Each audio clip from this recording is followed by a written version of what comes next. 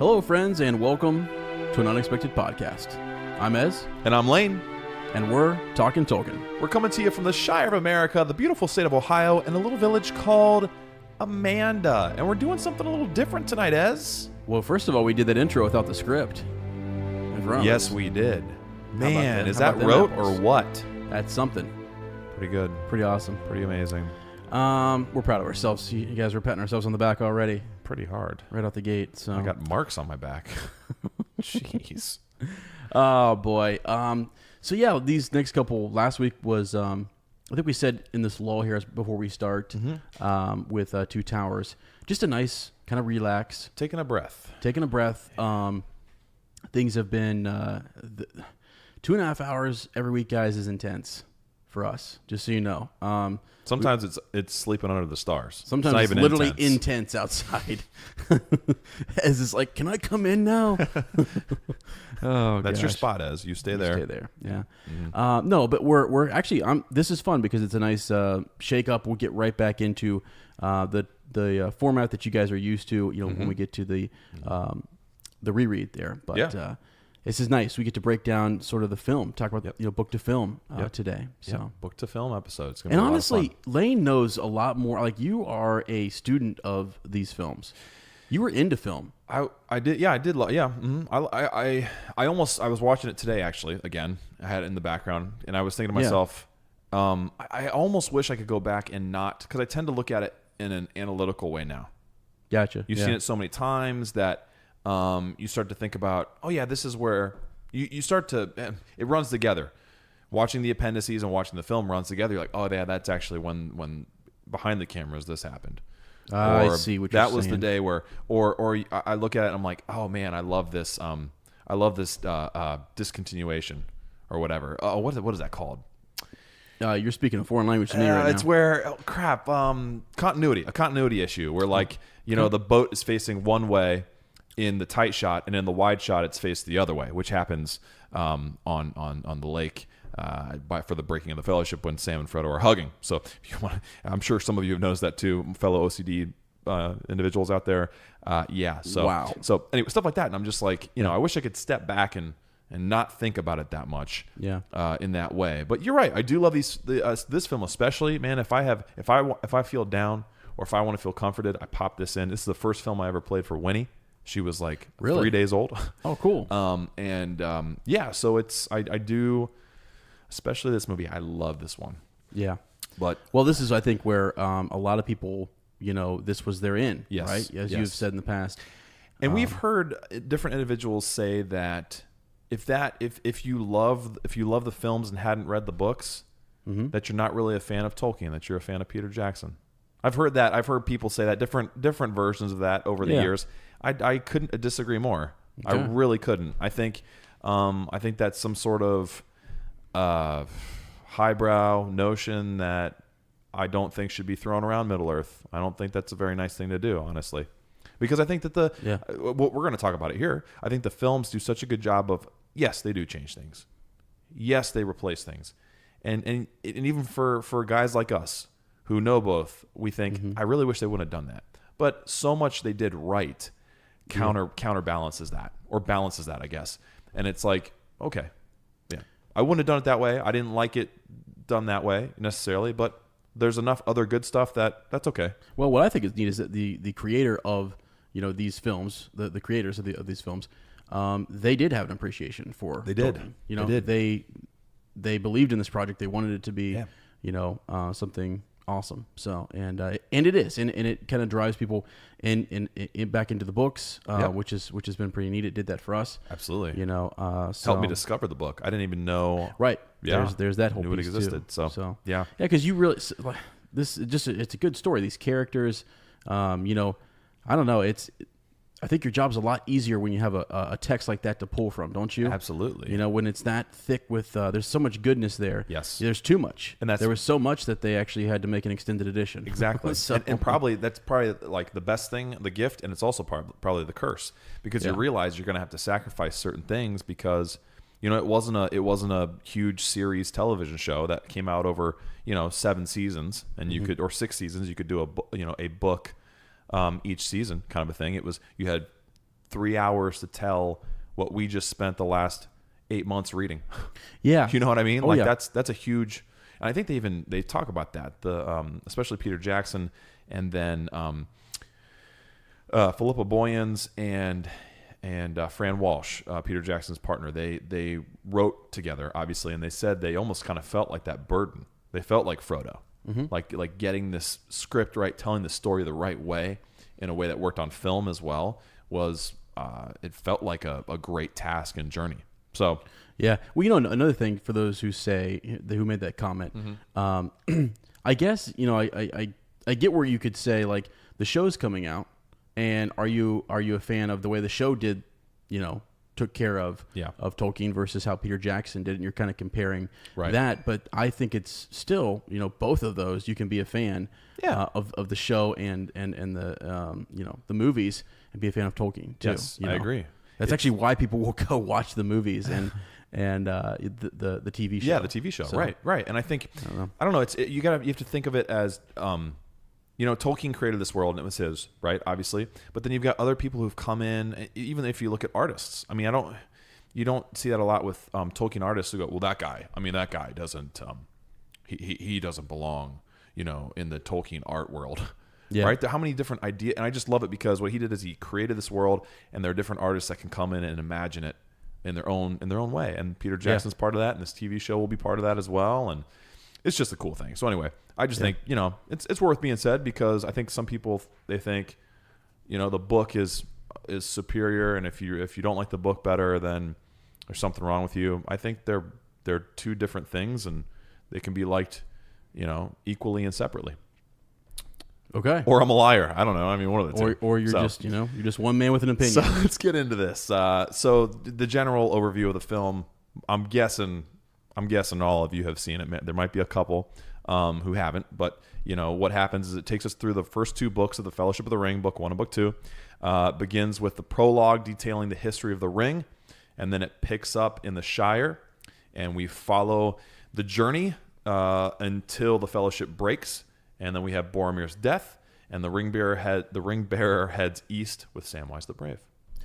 Yeah, so that's the general idea of the film. I'm surprised you could condense everything down to 3 sentences, one long run on. Cool. I used summarizer.com. It did a really good job. I typed in the entire script, and it just that's fantastic. Yeah.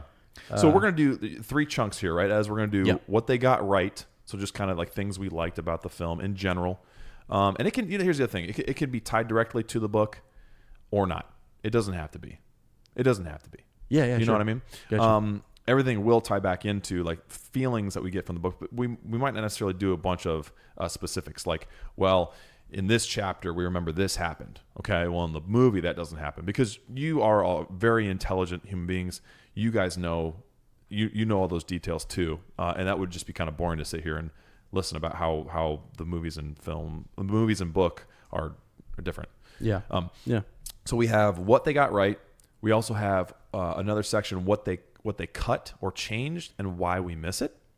Mm-hmm. And then we have our favorite moments from film 1. And then we're going to talk real quick about the theatrical release versus the extended edition. And then we have some little nuggets of trivia also. Okay. So most of those, if you've we're gonna pull them from IMDb and just from when we've watched. So full clarity there. But and if you know some Easter egg, we learned behind the scenes stuff from Tammy, if you remember. That's true. Going back to that. So if you know some other stuff too, and maybe we could start a thread there. So behind the scenes, trivia from the movies from film 1 that you know that we may have missed. So and it won't be real long, but just some cool, funny stuff. So yep. Gotcha. All right, man. So what they got right, what they got right. Start us off, my man. Wow, you want me to start us off? Mm-hmm. Okay. I do. Well, I was thinking about, as you just said, comparing the books and the movies, which we're not going to do for you guys, right? You said basically you guys know the differences. Yeah. And I guess I just want to make a comment that I think if I had to make those decisions, I think one of the better decisions is actually skipping Crick Hollow. And I think that's sort of a shocker for some folks because I said in the previous episode that I like that and I would have liked to have seen it, I think. But I'm thinking for theatrical, it wouldn't release work necessarily. Sure, well, theatrical, but then I guess once they decided to do the extended edition, I'm kind of like, could you have done that? Could in the extended, could you have how extended could you get? I guess that's a good question. That's where I'm going. So I guess if you had to clip something out, it's like, okay, there's that whole bit with the conspiracy unmasked situation. I mean, I love it. I love that we're all sharing the same bathtub. You don't want a beer in the throat, huh? Yeah, I mean it is actually. That's I like a very it a lot. appealing scene for a lot. I was having a lot of fun during the reread, talking about that section. We got all wet. There's then you could work in the nudity. You could see some naked hobbits running around. The only thing covering them is those hair on the tops of the feet. Yeah, those hair, and bottles. You could put or a mug of beer could be conspicuously placed. Sure. Yep. Sure. And I don't know. I mean, interesting. Yeah, sure. Everything gets all soapy, and then there's suds from the beer and the soap. What's going on? Sounds like you're ready to go shoot this in the backyard here once the sun goes down. So, anyways, well, that'll be on Patreon exclusively. That's After Hours. Oh, gosh. Hobbits in the Dark with Lane Smith. Little radio theater we could do. Hobbits in the dark, man. So no, but another thing that I like about that I'm okay that they skipped it and that they cut it out, but I'm also kind of torn. And as I said, with the extended edition, we could have seen more of their society and culture. You know what I mean? I mean, you're getting into what I hope this show's about as. I know, yeah. I hope there's a season that's just spent in the Shire, because there is so much to. It's amazing to read, right? But doesn't it make you also want to see it? Yeah, because they executed the hobbits in the Shire so well. I think that's one of my points actually somewhere down the line. But yeah. Mm-hmm. Well, so anyways, I think skipping it though, if I had to pick a spot, something to kind of actually cut out to race them along a little bit more, that might have been it. Now, I like that specific too, that you picked that one. Like if I'm going through, I'm on the filmmaker, I'm definitely I'm looking through the book, and that's the one thing for sure I'm cutting. Yeah, but think about this though. If that is, let's say they came to that, obviously they cut it, right? So if they came to that conclusion in the past, then anyways, no. So it makes me think that I wonder whether they just said, yeah, we're going to cut the Old Forest first, or they said Crick Hollow, and then they said, well, wait a second, how do we even get into the Old Forest without Crick Hollow?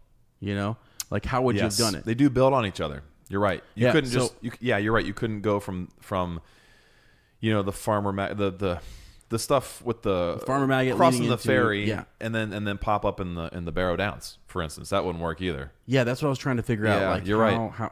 So once you make that decision, I'm kind of like, well, I don't know that you like how would I do it? There are ways, I'm sure. Yeah. But I don't know.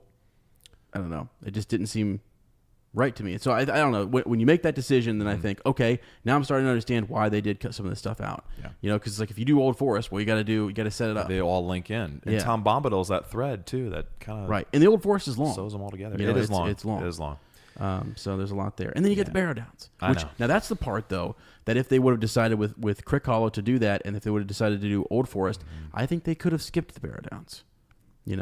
See, and then I'm thinking, see ya, have a good time. Head on over into Bree. Yeah, you're right. You're right. Yes, because it's just like, I guess that's one more extra thing with Tom that you don't necessarily have to have. You could imply that it happened, but you don't have to show it. That's true. And then you said that. Here we go. We're going to stay under 45 minutes, right? My imagination goes to that illustration John Howe has of the Barrow Wights and how cool it would be to see them on. I mean, then that's just fan service, I guess, right? For me to just want to have that section so I can see that creature kind of realized. But my gosh, that'd be amazing. Well, I mean, oh my gosh, it's a pretty significant. I mean, it's a chapter. It's a whole chapter, right? So, right. And it's a moment where it's primal fear of death. Yeah, that's unlike anything they've had before. Yeah, and for a while until a lot of mystery around it. There's So I don't know. I can't stop staring at your chest. I mean, we didn't even get my eyes up. When are we going to talk about that? Oh, the shirts. We didn't even talk about them. We'll do it at the end. Stick around to the end. We're gonna talk about the shirts, guys, because they're just. We'll let you know if they're still comfortable then. Yeah. After I'm sweating from my pits. Yeah. Okay, so I said, are we going reverse order? I started with my bottom. Okay, I'm gonna start with my bottom. Wow, that was in that Bath Beer and Conspiracy. Oh boy, I don't know, section in Crick Hollow. Yeah. So Tolkien's words. Here you go. Wow, this fits right in nicely. I just think that, and what I mean by that is, the script's adaptation of Tolkien's work. Okay. So. Yeah, again, I'm not going to pull in specifics because I just think it's boring. We're just going to general here. I think they did a really good job of, even if they had to give lines to different characters, which you'll notice they do that a lot, especially going through this reread, and even for us getting refreshed with the book and going like, I would do it all the time. I'd underline something and go, hey, actually Gandalf said this in the movie, or wow, this was Sam. Yeah. In the movie, this was someone else. But I think. So I think that could be kind of annoying, sort of, or just you'd feel like, but that's not what Tolkien wanted, and my inner OCD kind of does that. I'm like, no, or just my attention to detail, I guess. But I also think, well, but they got the line in. They didn't have to put that line in. They could have said, this character's not going to be able to say it here, so it's gone, it's cut. And so I think through that, you could say that maybe they didn't have. There wasn't the correlation to the character, obviously, but there was a huge respect and desire to get his words in there, not their own words. Yeah, I gotcha. And I think they even did some things with lines where they, what's coming to my mind right now is Boromir's fall, okay, on Amon Hen. Okay, yeah. You look at the section and the chunks that they took and put into the film, and I think they abridged that beautifully. They took the most pivotal lines out of there. Gotcha. Gave it to him in the film. And then I can go back to the book and I can go, oh, look at all this extra stuff he said too. It fleshes it out more. And again, maybe it's not that he didn't say it in the movie. Maybe it's just like, I don't know how long that scene lasted. You know? And that's that whole cool idea that Peter Jackson also worked into it too, is it's like, this is a documentary film. Yeah. He said, when they made these movies, he's like, think of it that way, that we're going in, we're lucky enough to have cameras in this world, and we're just capturing stuff. And in a documentary film, do you see everything that's said? No, there's editing still. So you can imagine that stuff being there. But I think they did a great job of honoring the book. They were fans of the book first, and then changing that into a script. Something that, by the way, everyone ever of all time who had this proposition before them said, it's impossible. These books are unfilmable. You can't turn this, and if you can't turn this classical work of literature and mythology into a script. You can't do it. And if you do, people are going to hate it. They did both. They did turn it into one, and they turned it into one that even diehard book only fans can watch that movie and go, "Wow, okay, it's impressive." Yeah. So, well, okay. I guess my thoughts on what you said there. Are you going to critique me here? No. I think. Well, I hope so. No. Okay. So it's not. You've got the script. Yeah. And then a part of that is the way in which this film was introduced. You talked about the prologue, right? A little bit, and how they just sort of like narrated to us all these histories. Right. So that whole scene with Gandalf kind of going back and explaining, that is just done very nicely. You get some very important lines there. You get the Shadow of Mordor in there. You get all sorts of good stuff kind of thrown in. A quick history to all of this. It's pretty solid. Yeah, and don't you like, too, that it doesn't necessarily mean that Gandalf didn't also tell that story. It's just we're hearing it from Galadriel. Galadriel narrates that beginning, and who else? It's very fitting that she's the one sort of telling us this as well. So yeah, I thought it's really cool. Yeah, it's neat. Yeah. The other piece to that, so you've got that narration thing where someone's kind of telling the story or speeding us along or getting us, filling in the gaps, I guess. And then you have the dialogue. Yeah, and I just cannot. I know, like word choice. I know, like you said, like pulling certain lines, giving them to certain characters, keep phrases. If you take my meaning, to make it work. Yep. Yeah. Yep. Just really solid. It's unnatural. Mr. Frodo. Yeah, and it didn't sound awkward. You know what I mean? Yeah, because the delivery was always pretty solid and everything worked. And that goes with my number one there. Yeah, that weaves in with my number one because that it's all that is what do they call that? That should have been. I didn't even. Yeah, that's acting. Oh crap! They call it. I think McKellen even calls it in the appendices, like delivery or I can't remember, but he pretty much just says, I mean, you can have a great script, but if it's brought to life poorly, it doesn't really matter. Yeah. Okay. I hear you. Yeah. All right. Well, I mean, I guess everything that we're going to talk about kind of does filter into your number one, because I mean, it's my number two, but it probably should be it's my number two on the back end. Oh, wow, we're really. Anywho, we are on. So my number four, the chemistry in the Fellowship. Yeah. So this category is called What They Got Right. So we're talking about this, our first segment, and after just reading the book, and then going back and watching, like, I don't know, out the gate, it's different because you get to see it, right? You get to see all that, see it build. Body language and stuff that the characters communicate to one another. And so it's different. Sometimes I'm not sure when Frodo's speaking who all is turning and looking at him. Yeah, in the books. Right. You know what I mean?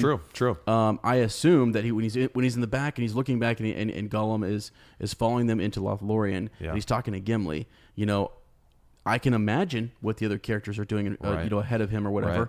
But all you have to do in a film is show me Sam turning backwards and looking at it, you know, his master listening in too. Yeah. And then I'm kind of like, well, that's characterization. Yeah. I'm getting more from Sam, and you didn't have to put a line in a book or anywhere. Yeah. I got to see that. Yeah. So some of that direction stuff. And the way that the chemistry kind of comes across is, I think, flawless. Yeah. Some of it. Now the part with Boromir is the part that I'll talk about later that I'm not so sure about. But everything else in the Fellowship, the chemistry between the characters, and some of that just the proximity, where who's standing by who type of stuff, is spot on. You're right. And even, oh my gosh, so I'm thinking, I keep going back to when we watched it at the Marcus.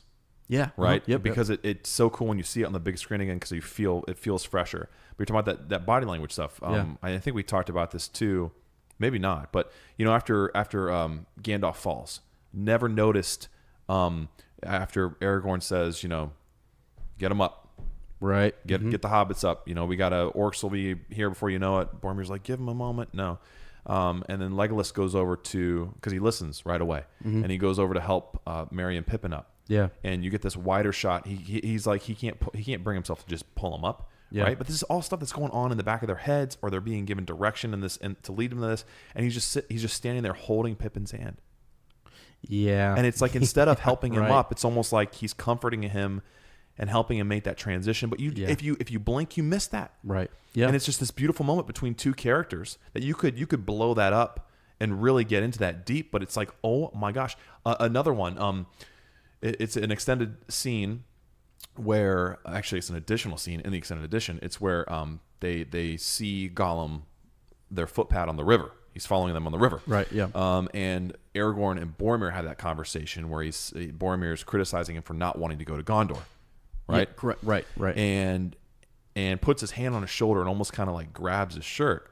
And Viggo does this thing where he steps away and like pulls his jacket and cloak back over his shoulder, like don't touch me kind of a thing. And then he comes back at him and says, I wouldn't lead the ring within 100 leagues of your city.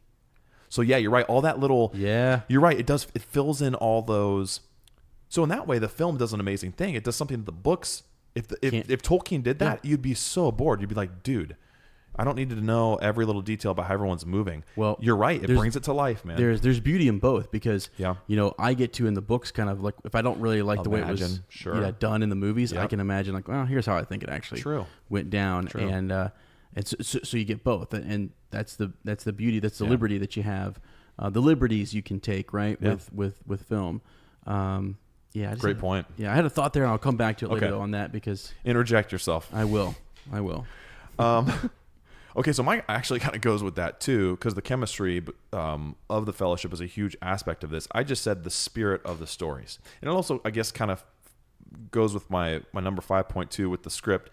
But I just think, you know, even you could nitpick and find things that you don't like, or find things that were, you know, they were changes from the story where they veered away, especially... I think they actually went through and said that The Fellowship of the Ring is the least accurate film. Oh, really? I think they came and said that we did more changes for The Fellowship than Two Towers or Return of the King, but people get more upset about the changes that were made in Two Towers and Return of the King, interestingly enough. Yeah. They even bring up the fact that, you know, we made Elijah Wood's 19. and Frodo's a lot older than that. And people and traditionally he's been voiced by people who were 40s or 50s. Yep. And people just accepted that right away and love it because Elijah Wood does he does an amazing job. And I can't visualize Frodo as anyone else. It often was hard for me in the stories not to. I'm going to interject. Go ahead, interject yourself. That when we learn that Frodo, he calls Sam young lad, and things like that, and you're like, oh yeah, that's right. They're not the same age, right? And it's like, huh? But this friendship develops. Yes. Yes. Yeah. And yeah. But so there are little changes like that. But I just think that millions of people have said this, but it just feels like the stories make you feel. They nailed the tone. They hit a home run. They hit a hole in one. They scored a try for. They threw a huge touchdown pass for the way the books feel, and translating that into a film, making you feel the same way. You feel swept away. You feel like you're in this magical world. Mm-hmm. The characters are all such fair representations of who they are, or they're close enough, or you can imagine. I don't know. It just feels like you got lambus bread in your stomach for days. Exactly, bro. No rumbling of the tummy unless you're a hobbit. And then I just feel like it's almost like, I don't know. They just brought those books to life, and it feels like it works. I think honestly, it's made the books. Well, we talked about that. It's made the books more accessible for people. I think without these films, I mean, obviously, hundreds of thousands and millions of people are still going to read the book, but I think you just doubled that. You doubled that because of these movies, because you go, man, wow, there's a book that has this feeling. I'm going to go check that out. Yeah. Because honestly, I don't think I ever would have. I think if I wouldn't have gone to that first movie, fell in love with the way it made me feel, the person it made me want to be. Yep. I never would have read the book. Right. Well, I'm one of those people who now, whether it's a new TV show or a new movie or whatever, and I come out and I find out there's a book, I'm just like, this is great. Because if I like the movie and TV show, I'm like, oh, this is awesome. I like that. Yep. I'm sure that I'm going to like the book. Yep. Because I know what I know about Tolkien and other series that I read. They're better. And you just spoke to my point there, because you said if you liked the movie. Yeah. Right? If it captures the spirit of what's going on in the book. So the spirit of the stories is honored very well, I believe. Nice. Yep. Okay. All right, we on to my number 3? Number 3. And unfortunately, this is also your my number 2. So we're talking about my number 2 here. We'll just talk about them together. Or maybe I should move mine around, Let's talk about them together. Okay. Yeah, let's do that. For number 3, I had the music. Yeah. And it's, boy, you talk about capturing, it's just unreal. It feels like, okay, every chord that's struck at certain times throughout the movie matches the tone, matches the invokes this mood, in me that it's the same. It matches what I feel in the book. Yeah. Does that make sense? Same emotional chord almost. Yeah. Not to use a pun, but it is. Yeah. That's exactly what it is, though. And I don't know. It's hard to explain, but I'm in such, when we were doing our reread and we were back in the Shire and we talked about week after week, the first couple episodes, we're like, we just don't want to leave. Yeah. Right. We don't want to leave. And there are times where I'm just out and about, and the Concerning Hobbits, like the tune, right? It's just, I don't want to stop listening to it. Yeah. It makes me feel really good. Yeah. Every time I hear it, I'm happy. It is. It's like, you can't not be happy. I don't know. It's like it just soul makes you, food, man. I'm right. Yeah. I believe the same. And that's the reason it was my number 2, is because, sorry guys, my infant is coming out. Because I'll just say this. I've seen so many movies that I loved, but they were ruined because the music I wasn't feeling the music. Or sometimes I'll watch an old classic movie, I'll be like, man, I wish they would have found a different composer. Because sometimes the I don't know, the whatever inspiration that I guess that the composer comes in with, it doesn't match my idea of what that should be. And I think Howard Shore did such an amazing job of making it feel, what did Peter Jackson say? He was like, I want them to be hummable. I want people to be able to hum these themes, hum this music. He said, that's your favorite stuff. Your favorite stuff is what you can hum. Right? How often do we're sitting around here and we either start belting it out? Sorry. Exactly. Start belting it out in just, we're singing. It's nonstop. We're singing musical, or instrumental music, right? Yeah, we are. How often do you do that? Not very often, unless you really love it and it resonates with you. Again, sorry to pun. You would pun would pick a pocket, right? Yeah. So, but so he wanted to be humble. He also, what else did he say? Because it's not just the instrumental pieces, but the vocals they use too. Yeah, the singing, the chorus feeling, and I think Peter Jackson also, when he was talking to Howard Shore, he was like, I would love it to feel operatic, like this big dramatic opera. And then you even think about the way they worked in music from the books. They worked in songs that the elves really sang. Some of Bilbo's songs. Yes. You've got Enya singing in Elvish. Yeah. Bilbo's songs. Both Gandalf and Bilbo singing them. Yep. I don't know, dude. The music is, and I think that's something that maybe nobody even thought about in this whole, like when you were building up to this movie and thinking about where it could fail and where it could succeed. You probably didn't really even, there was so much other stuff to think about. Yeah. Story and actors and actresses and all that stuff, execution. You probably, I would imagine, I don't remember because I wasn't paying attention to the build-up, music would have been something that slipped under the radar. And partially because of that, and partially because it's just, they're the best soundtracks ever. It blew everyone out of the water. I mean, there's a reason that Howard Shore went on a circuit and directed different orchestras throughout the country and the world to this music, because people wanted that. They wanted to go sit and just listen to the music being directed by this guy. It was amazing. Yeah. I mean, I could go on forever about the music, but it's great. I was actually just kind of wondering, I was looking up here real quick, like if there are any awards won for, yes, like music. Yes. Right. Yes. For Return of the King, they swept. They won every Oscar they were nominated for, and they're tied for the top. I think it was at Titanic they tied.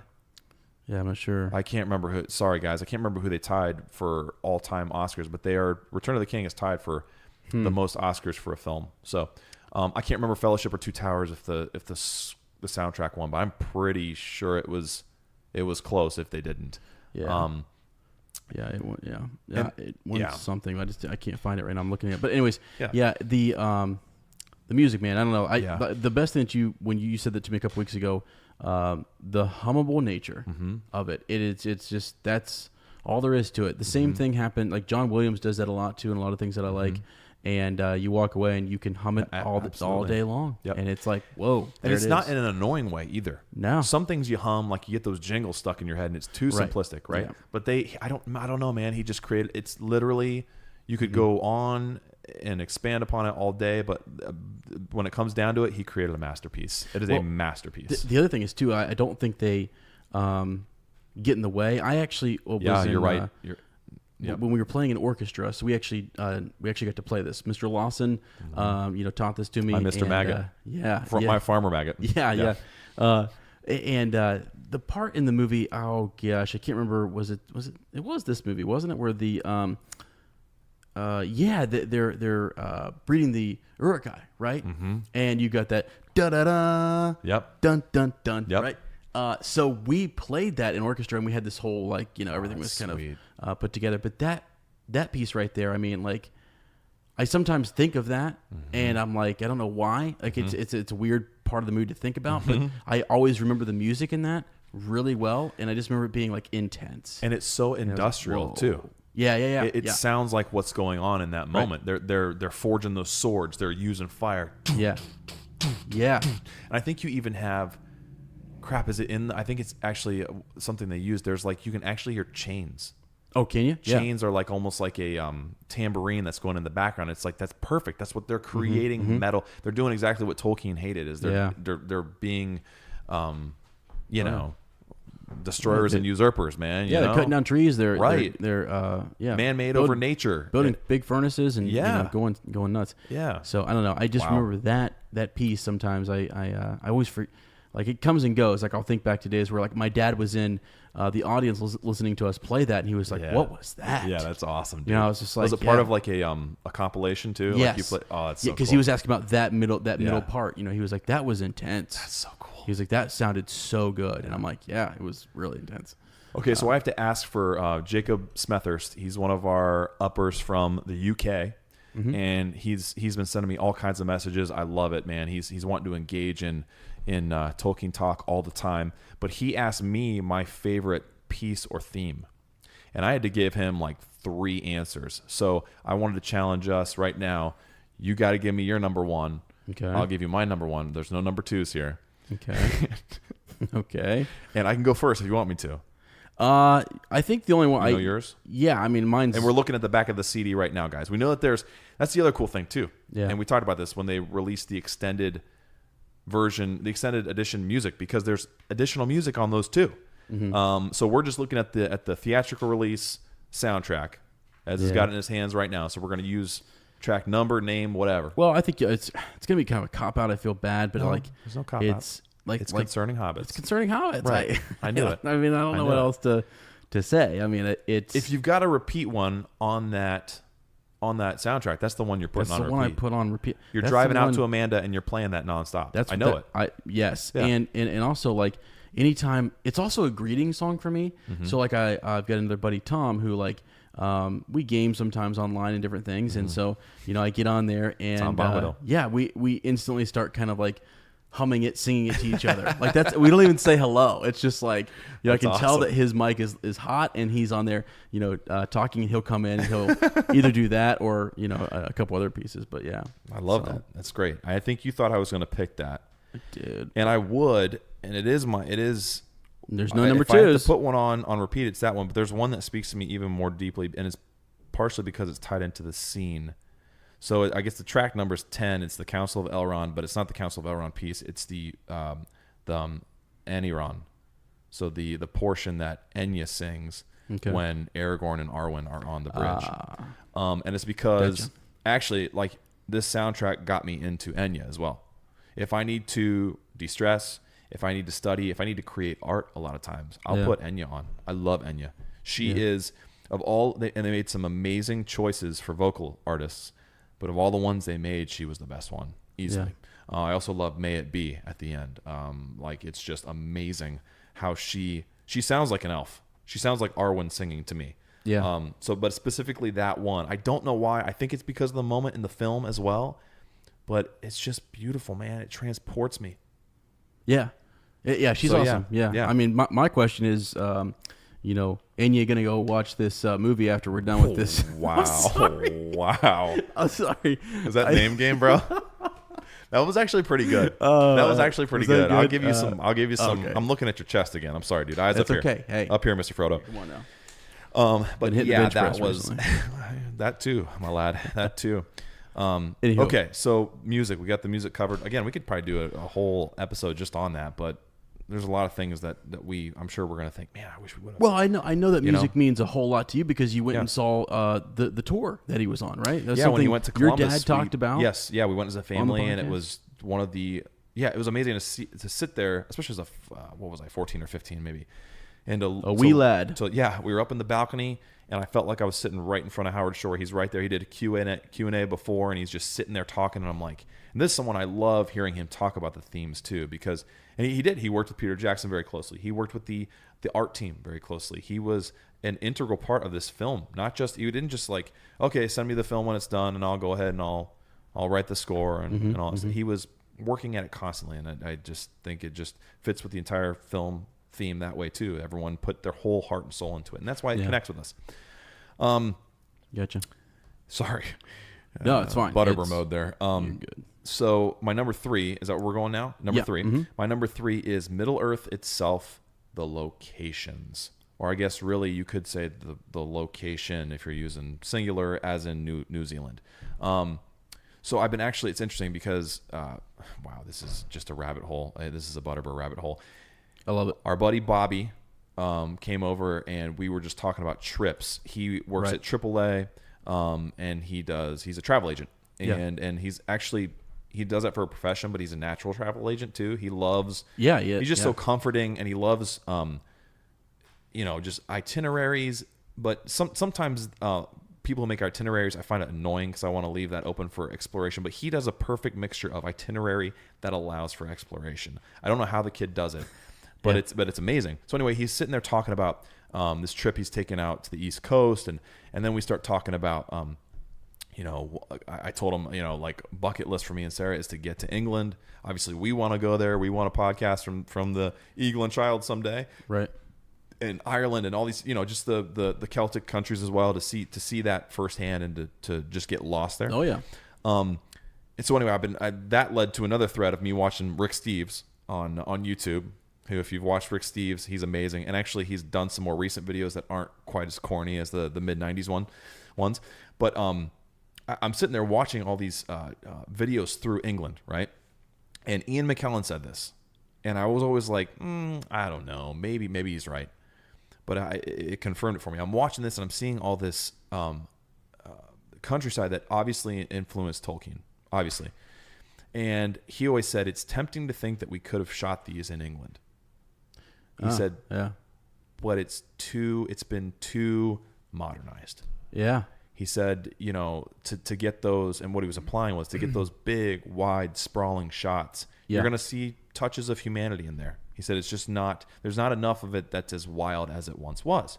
Mm-hmm. And I was like, whatever, But I'm watching these travel videos, and every time there's a big, wide shot, there's fields in the background. Mm-hmm. Or there's this massive, epic mountain view, and there's something that's, it's really like, there's a road right there. Right. And it's not that obvious. I think they could have done it still, but I think it would have been more work than going to New Zealand. Yeah. I think New Zealand takes what England is so well known for, and it makes it just it's a little off kilter, and you're like, what? That's it evokes the same feelings, but it's in a way a little more foreign and a little more magical that way, I guess you could say. You feel transported to another world, and there's no one there. Yeah. There's like 5 million people there. Yeah. So most shots are untouched by roads, by mankind, by development, by anything, by agriculture even. Right. And so and I think that Middle Earth became a character. I think we talked about that all throughout this first book, that Middle Earth is a character in this story, in this book. Yeah, that Tolkien pays as much attention to the world as he does his characters.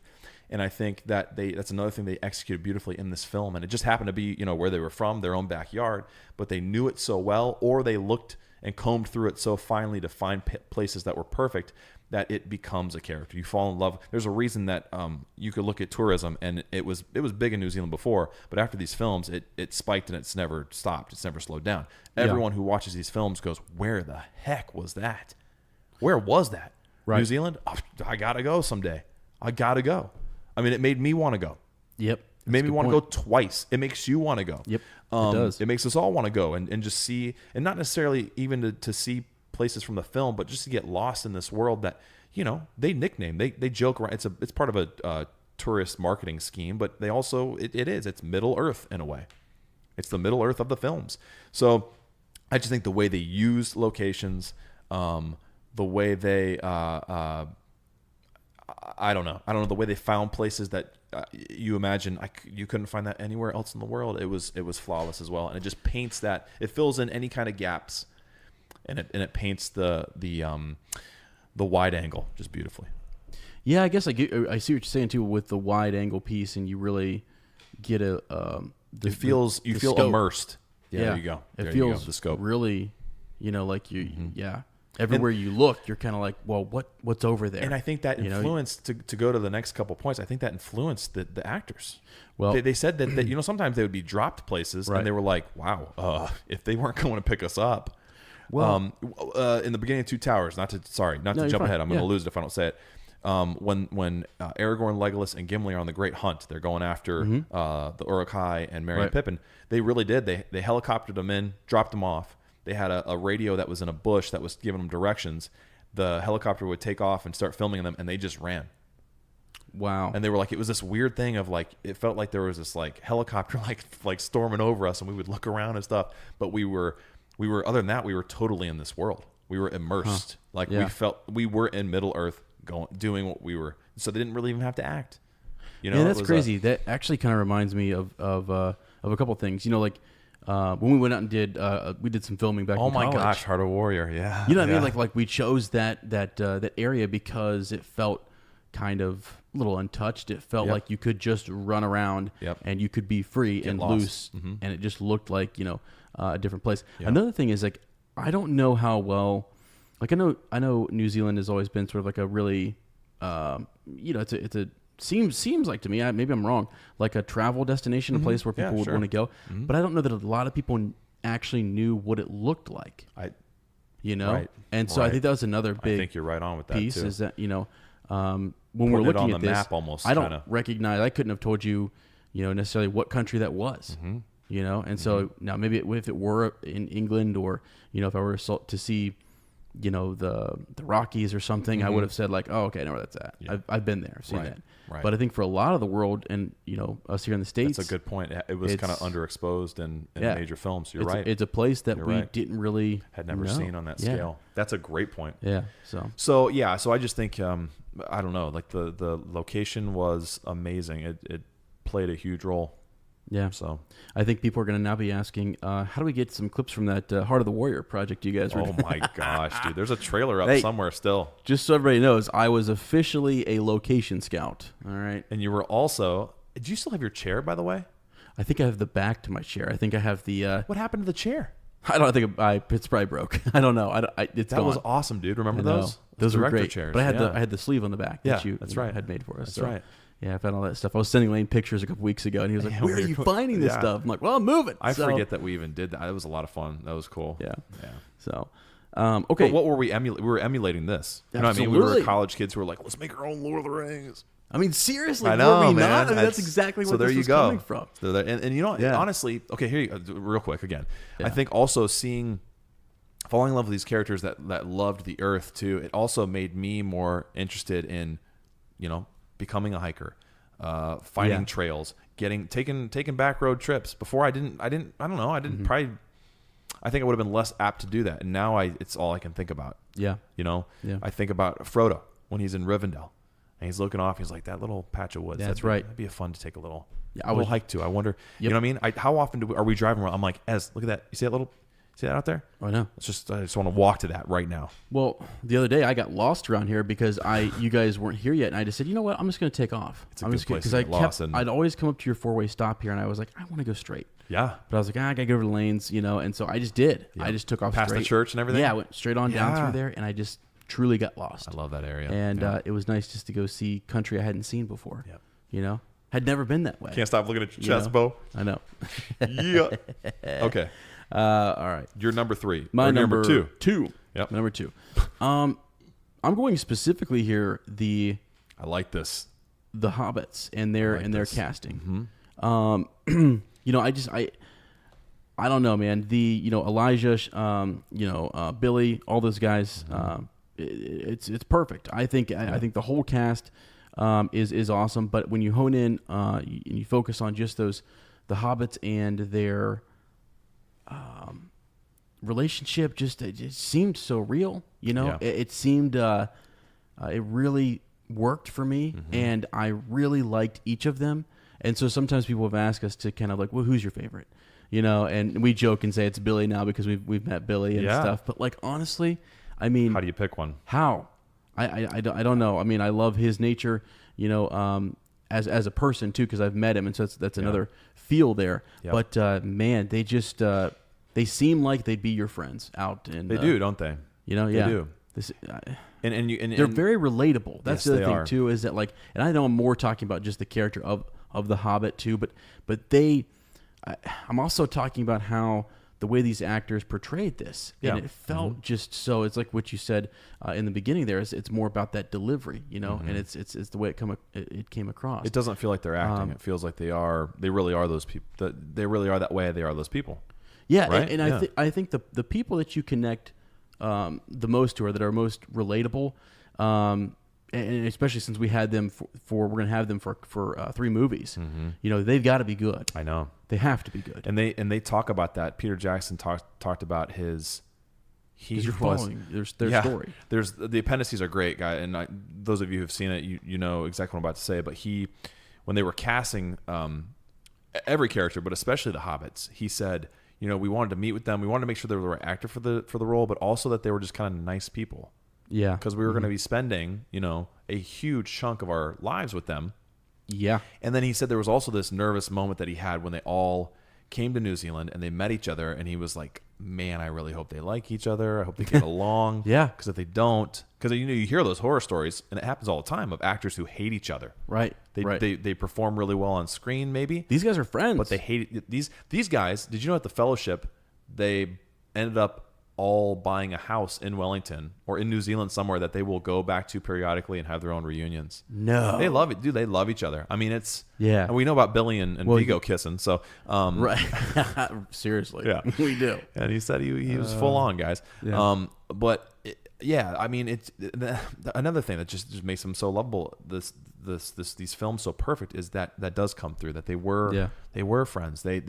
You'd see them at premieres joking around. You hear their stories in the appendices of just the antics they got up to. Yeah, man. Just teasing each other and I mean, that's good. That's good friendship, when you see that going on. So that's, I don't know. I think that's part of why I picked it, because I often, I haven't watched all the appendices, full disclosure, but I'm getting them into it. Lane is really every time I'm over here, it's like we watch a little bit more. Yeah. But when I do, and I look up different clips on YouTube, I'm just like, man, these guys they had so much fun. Yeah, I couldn't believe it. Yeah, that comes through. It really does. It's totally apparent. I saw a clip of Sean, actually talking about some of the times that he had there. It was just, a couple fans asking him about it and stuff. And you can really tell. I mean, I know he's in front of a crowd and he probably knows he's being recorded and stuff, but it's like, I don't know. I don't think you can fake that type of his enthusiasm. You can say nice things and make it real cordial and stuff and then move on. But he was like, let me tell you about this. And he kept wanting to tell more stories and what stuff. What did Tammy do? That's amazing. Yeah, exactly. Tammy did the same thing. Well, and that, when the crew...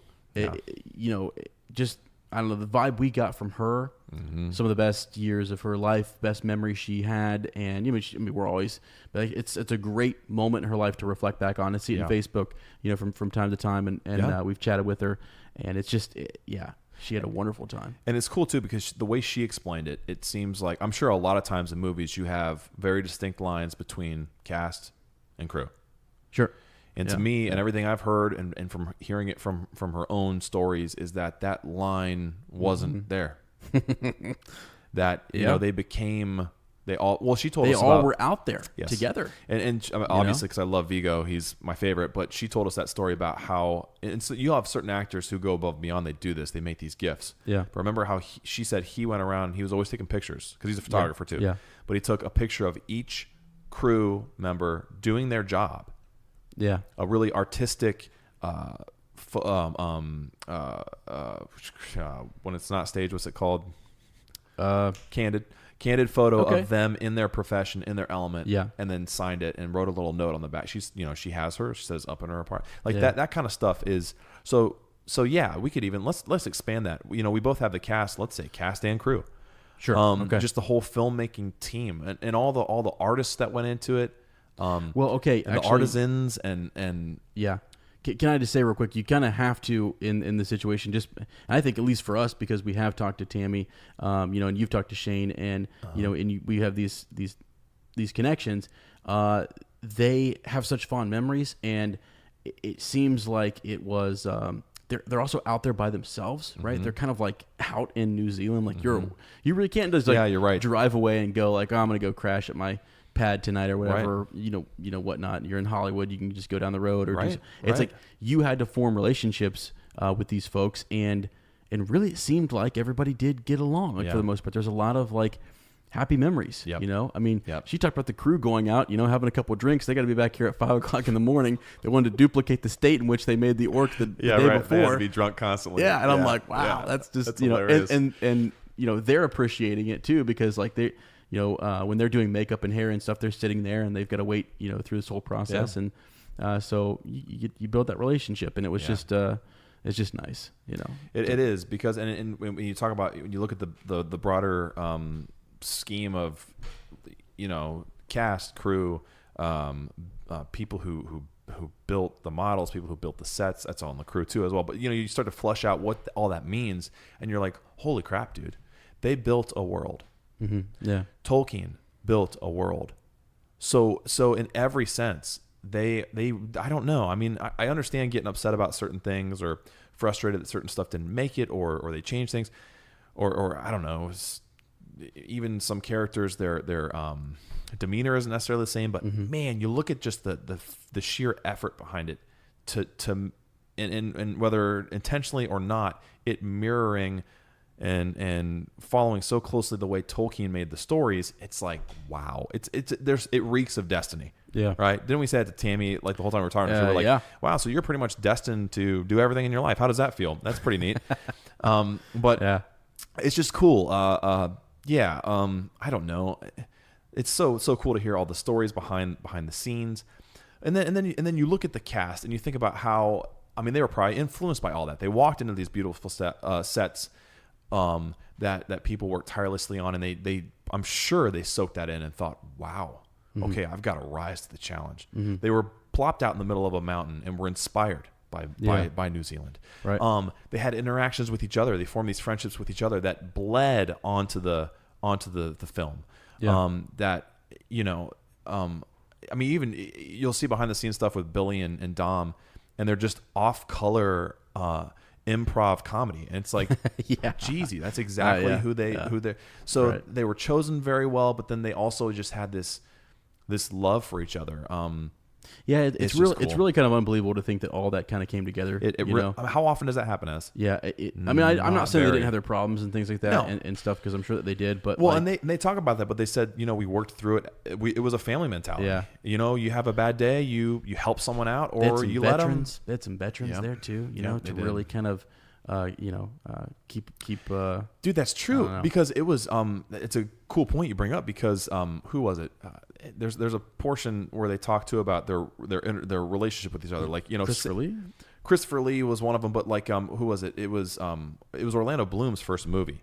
Okay, and yeah. Ian McKellen would talk about like keeping him in line, because he was like, if he wanted something, he just came out and said it, and right. If he wanted something, he was kind of teaching him how to go about it in a different way. You had Sean Astin, who would like take care of Elijah Wood if he forgot to do something, or he needed something, he'd go get it for him. So he often would say, he felt like life should imitate art.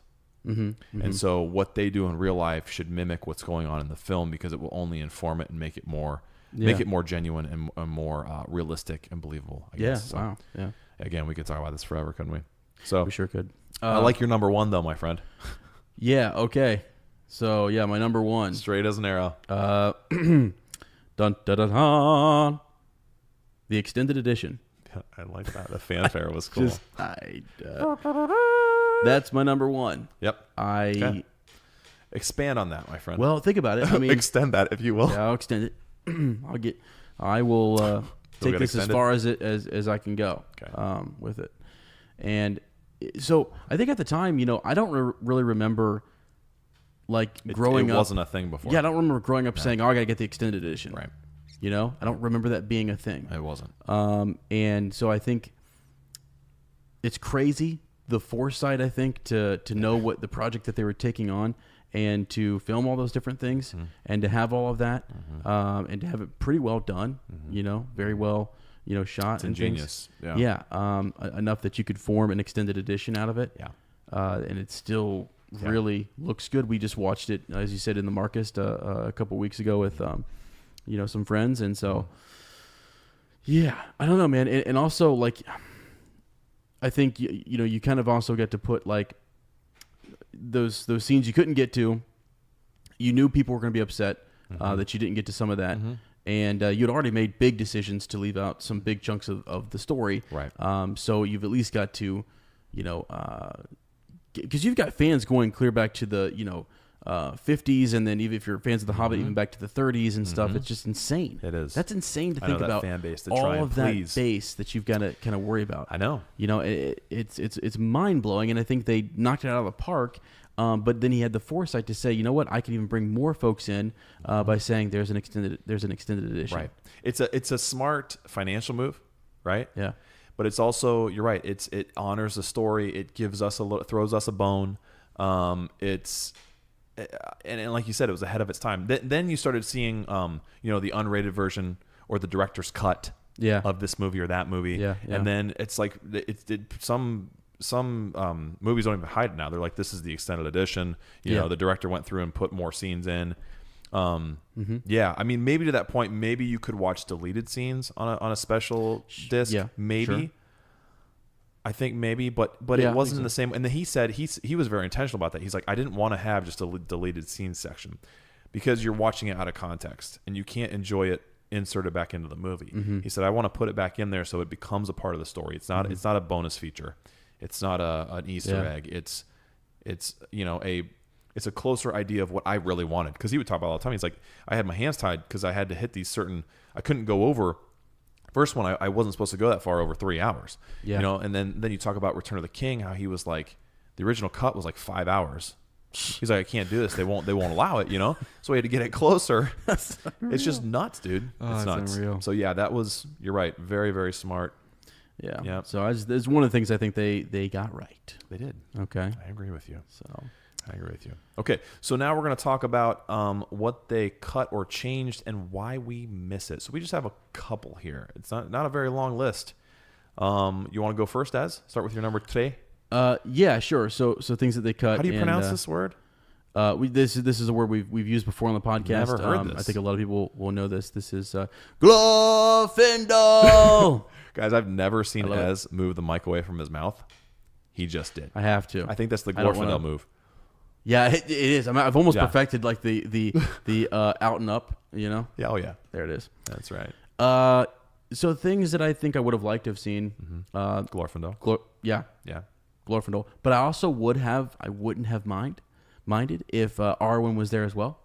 Actually, together. Now that I know what's going on, she's one of the writers. There's a natural love triangle too. In my mind, right? Sure, why not? She'd be like, "Whoa, is she going to go with this Glorfindel guy?" You just don't know. There's Aragorn. nothing there, but the audience. Right, that's true. We don't know, and so we could assume that. Yeah. The other piece is that there were other writers. We learned in the book that the strongest writers went out. Yeah. And in my mind, she's one of them. She's one of them. Yeah. True. So true. I think those things can happen at the same time. I like that. Would have been neat. It would have been neat to see him, writing by and get some other. And then we could have noticed him at the council. Yeah. Yeah. That would have been kind of cool, right? Yeah. Just to see him there. Yeah. Even just a quick line, conversation, a look, a glance, even, a reaction to something. So that's a good point. Really good point. That's my one thing I wish that we would have had in the film. Yeah. So I have one, and it's kind of a bunch of different things. And it's actually the stuff that you said, like if you had to cut something out, that's what you would go with. It's mine is most of the beginning of the book. I love the whole first, 5, 6 chapters, 7 chapters. I just love. So, the stuff of going as the hobbits go east and they go to the Crick Hollow Cottage and the stuff in the Old Forest and Tom Bombadil and the Barrow Downs, all that stuff. I love that extra at the beginning. I know when Peter Jackson talked about why it didn't make the cut, it was because it wasn't directly related to Frodo. It wasn't directly tied to the ring stuff, is what he said. So I don't know. I understand why it wasn't in the film, and so I'm very forgiving of it. I can let it live on in my imagination. I don't have to. I don't have to get upset about that. That's okay. Right. Yeah. But it's interesting to think about if it had been a TV show. If the film had never been made. And, it had been a TV show 10 years later or whatever, if that stuff would have made it in. I honestly think that's the only format it would be able to survive in. Obviously, the book, because you go at your own pace and there's more room to do those kind of things. But a TV show, you could have more room to breathe, as you're moving. You need more build-up. You're in it for multiple seasons. And so you could fill in a couple episodes in the Old Forest. You know what I mean? Yeah, I think we're going to have a conversation next week with some friends. We are. And all of our uppers about some of this stuff. Yeah. And we had a really good conversation last week for your birthday. Yeah. With a friend, which we'll not spoil, but it was awesome. It was a good conversation about this. It was surprising to me some of the things that came out. But, yes, it was. So that's it. I don't really. I'd say number 2 is not much else. I don't have a lot of complaints with this film. 2 and 3, there's some things that I could make a longer list, but even then, it's these movies changed my life. These movies changed my life. Did I they? guess. Yeah. Changed my life into a live, and I can't. I don't know. It's cool to be a critic. I've heard you say this before many times. We guess, it's air quotes, it's cool to be a critic, but I don't know. I think when you're too critical, you're overlooking a lot of things that could make you really happy. So yeah, that's really it. It would have been cool to see those things. I would have loved to have seen again Robin Williams as Tom Bombadil, but I can imagine that, and maybe that's even better. Yeah, maybe it is. And maybe this is in here, and it obviously changes the entire pacing of the film, and it lags, and then it's not my favorite movie. Maybe So, but I do enjoy those sections in the book, and yeah, it would have been cool to see him in the film. So yeah, well, for sure. I have one more that I kind of want to mention. I think a lot of people would have thought that I would have said Glorfindel, and I did. I went ahead and said it. But one that I thought about as we were prepping the doc here, and I was prepping the doc in there last minute, was the Hall of Fire. Yeah. And I really struck me during the reread how much I enjoyed that. Yeah. How much I enjoyed Bilbo and his song, and him working with Aragorn, and that could have worked in the extended edition too. Do you think? Yeah, I really do. I just think it was such a nice. I loved that in the books, and we don't get that Bilbo. That's what I'm talking about. I was going to put in. No, I was going to just say in parentheses Bilbo. Yeah. More Bilbo. Yeah. Because there was more Bilbo in the books, right. and I feel like, it just helps because we only get this first half of that movie. Yeah. For him to be a part of it. And even within the film, there's no specific connection to him and Elrond. Yeah. There's no scenes with he and Hugo Weaving, and there's no scenes with he and Viggo Mortensen either. So you could, in the Hall of Fire, you could get that interaction with them. That would be really cool to see. That you don't get you don't get the sense that they know each other if you just watch the films. You're like, Bilbo and Aragorn, they didn't really hang out. Yeah, Bilbo knew Rivendell. He knew, but that was he his was good in Rivendell friend. before, right? That was his good friend. Yeah. Which calls him that. Yeah. I mean, really good friend. But, the other piece is how hard is it for him to pop off of a seat there in the council, and want to take the ring back, right? Right. Add another layer, right? Because we go to other lengths to show that he's still got it on his mind, consumed by it. Maybe not so much, but it still has a grip on him. Yeah. So throw him in he's not even at the council in the movie. He's not even there. I know. So throw him in there and have that little moment. And if you only include that moment in the extended edition, that's cool. But at least have him there. Yeah, that's a good point. Even if he was sitting there and he didn't say anything, I would have been like, "Oh, cool, he's there." Yeah, it would have been. You're right. He deserves to be there. He could have sit right next to Frodo and Gandalf, and we'd have been like, "Yeah, that makes sense." But I don't know. Cool, good point. Yeah. So all right. And then Gandalf, that you're gonna talk about that one too, or no? Yeah, I'm gonna throw that one out. Yeah, sure, why not? One more thing I thought would have been kind of neat is just an extended, scene with Gandalf up at the door. Yeah. Possibly even, you could have just done it like point of view Gandalf at the door, speaking his word of command, or you could have even got behind the door and really showed us something scary. Man, and even we could have even seen it how it happened in the book from a distant camera and not even really heard what he said, and that would have been cool too. And had the Fellowship's reaction, like, what is he saying? What's going on? Right, exactly. Yeah. This is a quick one. I mean, Cool. anytime where I could extend a Gandalf scene, I would do it. So, okay, so we'll move on now to our favorite moments from film 1. So we tried to narrow it down to one moment. One moment. Okay. But I kind of broke my own rule there in writing this document in format, so I apologize. But you want to go first? Do you have a what am I favorite supposed moment? to do? Can I do moments or moment? What am I doing Moment, here? parentheses. Plural or S. singular? You decide. What does that even mean? What does plural and single even mean? Yeah, what's it mean to you? I don't know. 6-syllable types. We'll get into that. We'll get there. Digraph, blend.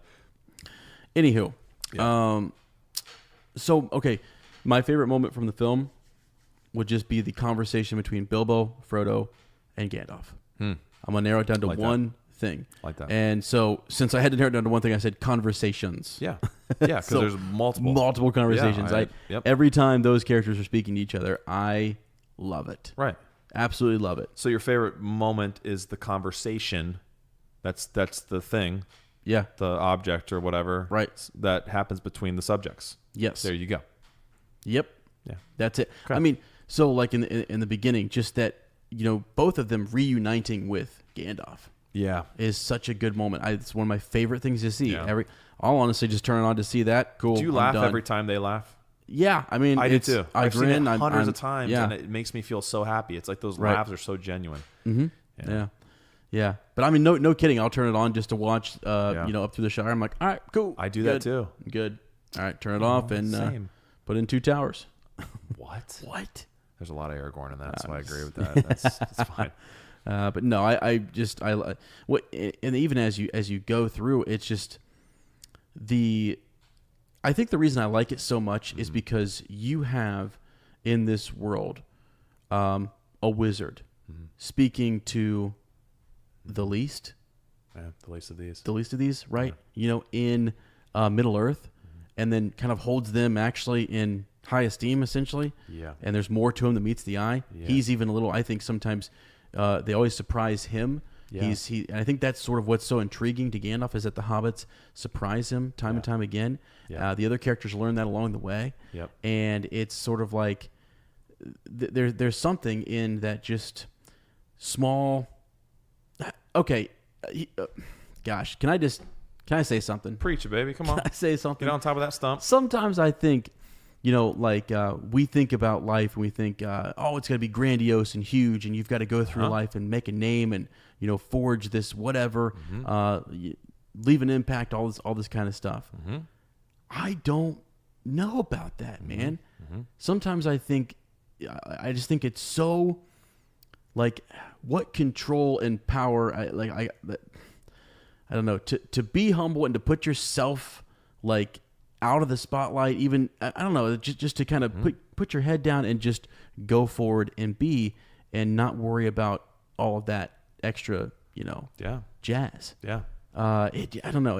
Sometimes when I think about the hobbits, I'm just sort of like, this is just who they are. They're simple.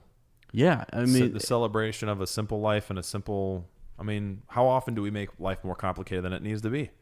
All the time, right? Yeah. It's just, you're right. It's taking it back to the golden rule, man. Yeah. Yeah. So treat others as you'd like them to treat you. That's what a hobbit, I think. And then you have the ones that gossip, say whatever you want about them. They're I don't, well, yeah. Throw them to the wayside, bro. Okay? Yeah, get them out. I'm just kidding. No. But they all have that. They're unimportant, I guess, and that's what makes them so important. Yeah. I don't know, and to think that Gandalf is this wizened counselor who's there supposed to be, and he does see it. Yeah, and that's what makes me like him even more is that like he is someone who is thrust in to be the person who is going to blaze a trail and who is going to leave a mark in this world. And a favorite character of mine said, Legolas, what do your elf eyes see? And I think maybe he should have said, Gandalf, your eyes are more perceptive than all of ours. It sees through flesh and bone to the spirit underneath. Yeah. And I think he did say that at some point. I think he said it, didn't he? Yeah. Well, we just made him, so. But yeah, you're right. Just the perception of Gandalf is pure. Yeah. So, any hoozles, there it is. So I have 3 that fit into one, I guess. I broke it subcategorized. So my favorite character reveal is the meeting of Strider and the Prancing Pony. All right. Love it. First time you saw it, you're like, dang, these hobbits is in trouble. Who's this dude? And then you find out very quickly that he's this reliable and just so mysterious and cool, Well, he looks like one of the Black Riders. If you don't know any better. I know. That's the whole point. I know. A little more caution from you. That is no trinkets you carry. He's got that real breathy voice. You draw far too much attention to yourself, Mr. Unnail. And then my favorite location featurette or reveal, I guess, would be the whole ride, the Concerning Hobbits, the ride up to Bag End with Gandalf and Frodo, and especially that one scene. They're on a crane or they're using I don't know what it's probably a big crane that they're using. Where Gandalf comes up Bagshot Row, his horse and cart slow to a stop, and it's kind of just guiding you right in. At that moment in particular, I'm like, that's one that always sticks out. Yep. And then I make this contention, guys. The last 20 to 30 minutes of this film is the greatest film that has ever been. It is the Mount Everest of film accomplishments. It capitalizes on the music, the acting, the drama, everything. It's perfect. If I had to show an Alien our best excerpt of cinema film, I'd say, okay, we're gonna watch from this moment where Boromir tries to take the ring until the end of this movie and the credits roll. And that's all you're getting. That's all you need. Okay. If I had to see one chunk of film and it's my last one, if this is okay, here you go. This is my last supper. I'm getting executed tomorrow. Yeah. Right. Or in 5 minutes or no, 30 minutes. And they say you can watch one 30-minute segment of a film. Boom. Right there. Kind of a weird request, I guess, but that would be mine. Wow. I mean, no, I've heard you say it before, and I think that's. I think it's true. It's hard to. Hard to. It's an opinion, so it's impossible to say I'm wrong, but it's kind of hard to fight. I think, especially if you're a fan of these films. I mean, a lot of stuff happens. All your hopes and dreams for this quest are brought to its knees. You lose a character who redeems himself. You have another character with the weight of the world on his shoulders, leaving on his own. How dramatic is that? Only to have his best friend run after him and refuse to go to the point of dying. Mm-hmm. Then you have two of your friends who are taken by the villains, and you have no idea what happens to them, and you're left with three heroes brought to tears going, what do we do next, man? Mm-hmm. Let's hunt some orc. You know what I mean? Like that's... Right. It's pretty epic. Right. And then the final lines of, I watched it today. I'm almost going to cry talking about it right now when he says, what did he say? He says, I hope they find a safer route, and Sam says, Strider will look after him. He's always there comforting him. And then he says, I don't suppose we'll ever see them again. And you're like, oh my gosh. Yeah, I know. Like, we don't really have that problem in our lives. That doesn't happen very often because we have Facebook, we have Instagram, we can call people, we can FaceTime people, Right. And then in that moment, it's like, it's a reality. We might get killed 5 minutes from now. They could die. We don't know what their fate is. And Sam just looks at him and says, we may yet, Mr. Frodo. We may. And Frodo turns to him and says, Sam, I'm glad you're with me. Yeah. To have somebody to say that, you're right. The friendship is, it's half of what we have. You know what I mean? Right, exactly. You're right, though. It actually wasn't too long ago, I guess, when you look at like history, to where someone would take off for a long trip, go out west or whatever, and we really wouldn't see them ever again. Our means of communicating with them and it was letters. Yeah, you know what I'm saying? Yeah. So, Yeah. Interesting. Pretty amazing, huh? Yeah. All right, well, let's come back to reality, unfortunately. So we just have this one little quick snippet. We're going to do theatrical release versus the extended edition. And then I'm gonna take us out by the fire, and we'll close with like 5 or 6 just little trivia bits that I'll read to you and get your reaction. Okay, is that cool? Yeah, it's cool. So theatrical release, it's hard to say. And the extended edition, so we've talked about the extended edition does a fantastic job of going in and adding extras from the books as well as giving fan service.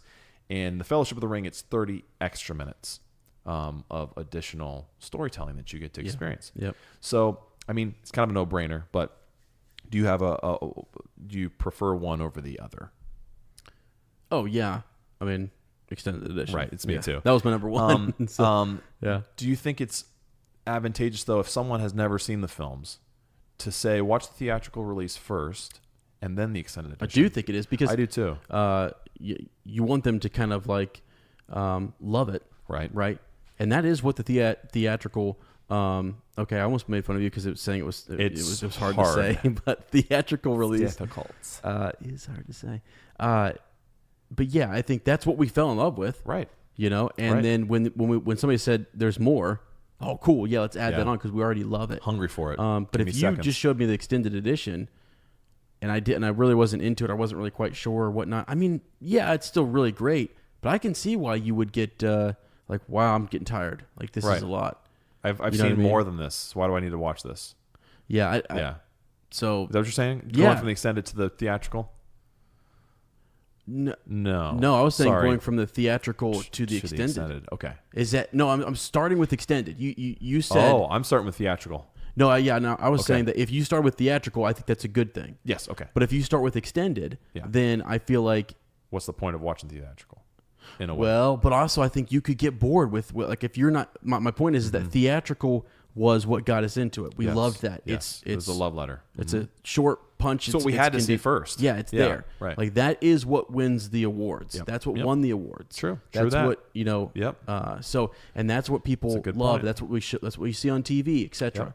Most people, that's what they know. Yep. And so then if you're super crazy about it, there's more for in the extended edition. Good but point. I think if you just saw the extended and you had never if you're brand new and we had to throw you into something. Yep. I don't think I'd throw a friend into the extended right away. I think that's smart. I don't know. I mean, maybe not. I'd say watch the theatrical on your own because I'm not going to watch it. But I'm just kidding. I'd watch it with a friend. Wow. I know that was wrong. I shouldn't have said that. Jeez, man. But anyhow, Hardcore. Yeah. Okay. I agree with you. No, it's rare. 1,000%, bro. I know. Really rare. Jeez, for two guys who don't really like each other. Okay. So here we go. I'm gonna get the fire going, and we're gonna just talk a little bit of trivia. So some of this you may have heard as, maybe some you haven't, and I just want your reaction. We'll do like 5 of these. So again, this is pulling from the IMDb trivia page. So some cool stuff here.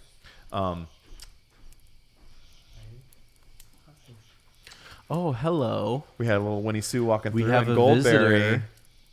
Hey. Oh, she's You guys want to sit around the fire and listen to some trivia? Sure. Okay. All right. Yeah. Okay. So here we go. Interesting. This is starting with my favorite guy here. Viggo Mortensen did his own stunts. He also insisted on using only the real steel sword, commonly referred to as the hero sword, instead of a significantly lighter aluminum sword or a safe rubber one, which were manufactured for battle scenes and stunts. So he wanted the real deal. Are you making these things up? No. I even added the hero sword. That's not on there. That's a term they call it. The real one is called the hero sword because you feel the weight. And he wanted that feeling. It's pretty amazing. Another one kind of playing on our favorite guy here, Aragorn. He's your favorite character too, as. Yeah. When Pippin is being hit with the apples after asking about second breakfast, it is Viggo Mortensen chucking the apple at his head. So he really threw that. They had to shoot the scene 16 times to get it just right. And Billy Boyd says he believes Mortensen enjoyed himself immensely. How? I mean, so he just standing there? Like, could he? Like, he just sees him there and he just tosses the. Well, my question: he has to be behind that bush, right? Because he throws him from. Are you questioning the power of a Numenorian? Is that what you're doing? I just think there's. I also think they missed out on an opportunity. Maybe the extended editions should have been called Lord of the Rings, Fellowship of the Ring, Second Breakfast. Sure. Yeah. I mean, why not? Why not? Okay, here's a little interesting one. This one's really cool to think about, and just also because of how they adjusted sizes and did the forced perspective and all that stuff, green screen and scale doubles. John Rhys Davies, who plays Gimli the dwarf, is the tallest of the actors. What? 6'1". Of all the Fellowship actors, he's the tallest one. He's 6'1". So there you go. Let me see. Let me find another good one here. It's nice out by the fire, isn't it? Yeah, it is very nice. Yeah, sorry. I'm distracted by your daughter. She's just beautiful. She's beautiful. I know. So, here's another one. Not to just keep talking about Viggo, guys. Veteran swordmaster Bob Anderson, who was in the Darth Vader suit. Yeah, I heard about fighting this. against Obi-Wan. You told me. Called Viggo Mortensen the best swordsman I've ever trained. Wow, how about that? Orlando Bloom landed the role of Legolas 2 days after he finished drama school. What a graduation present that would be. Can you imagine that? Yeah, really. Lucky. Let me see here. Oh, this is a cool one. It's not on here, but I'm sure you guys probably already know that. The members of the Fellowship got matching tattoos. Oh yeah, I did. Except for one actor. Who do you think it was? Wait a second. In the Fellowship, there are 9 members of the Fellowship. Only 8 of them got the matching tattoo. Who is the one who did not? Are you serious? I thought they all did. No, there's one who did not. I would say, Only 8. John Rhys Davies. You looked it up. No, I did not.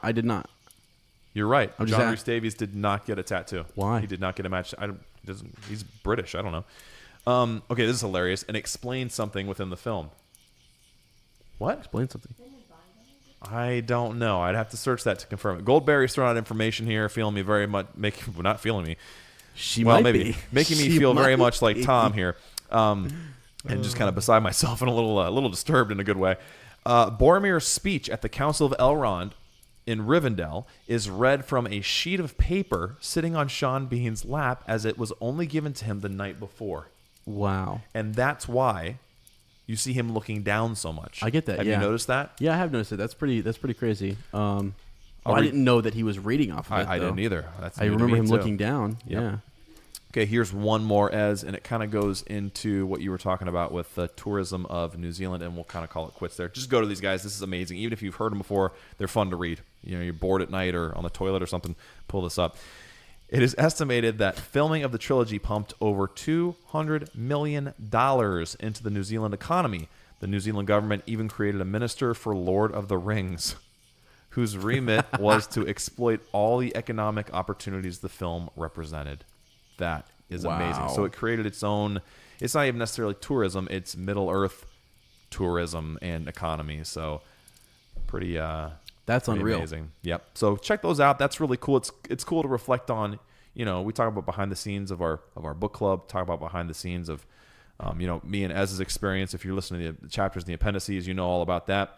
But it's cool to go back and get all those nuggets about our favorite actors and cast and crew. And yeah, I think we should get tattoos. Ooh. I like that idea. Like matching tattoo, all the uppers. What if all the uppers got everybody in the book club? I think that's a pretty dang genius idea, my friend. What if it's something really small? I can think of a lot of really small things. 8. No, it'd be cool. Like maybe the number 9. Yeah, something. Or that was a strikeout. Jeez, do I get three strikes? Yeah, something. I mean, hey, I've always loved Tolkien's like. Who would the holdouts be?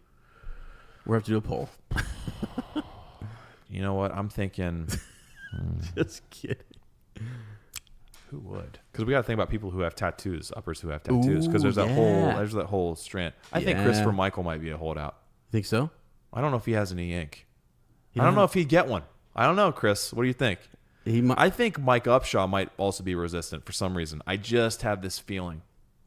Yeah, he lives in the dead marshes. It's really, really hot down there in Virginia. I don't know if you get a tattoo and it gets all itchy. I'm not sure he's putting up with that stuff. Yeah, okay. I'm not sure. Ephraim, I think Ephraim might though. What about Ephraim? I think Ephraim would. Yeah. He'd probably get a neck tattoo. What if we find out like a neck tattoo? What if we find out that they get on the Facebook, they're like offended that we even. I would never. We're just teasing, guys. Yeah, no. And we could go through all of you if you wanted, but that'd be hilarious. It'd be fun to think about. Where would you get a tattoo? What would it be of Tolkien wise? Yeah. Yeah. I've actually always wanted Anduril somewhere. Yeah. Okay. I think that would be cool. Like where would you get it though, so it doesn't twist on when you move your arm or your leg or what, what I mean? Because then you don't want a bent sword. I guess. I mean, it was broke once, so you don't want to break it again. Yeah, good question. I don't know. Was it a good question or was it not a good question? I don't know. Yeah, I'm not sure. All right. Well, we want to thank you for stepping into the studio with us, guys. So the film studio. Next week we'll be gazing into Galadriel's mirror. Is that right, Ez? I think that's right. Yeah. And special guests, possibly. Yes. We're going to be reading all of your comments, so please get those in this next week. If you haven't gotten that in yet, get it in because we're cutting it off on Friday night when we read. So that's what she said. Yeah. Whoa. So, anyways. Whoa. Wow. Yeah, that's interesting. That's a good way to end. Great. Good. Ez, it's been good. I wish you all the best, my friend. And hey, absolutely. I may never see you again. But remember, Frodo lives.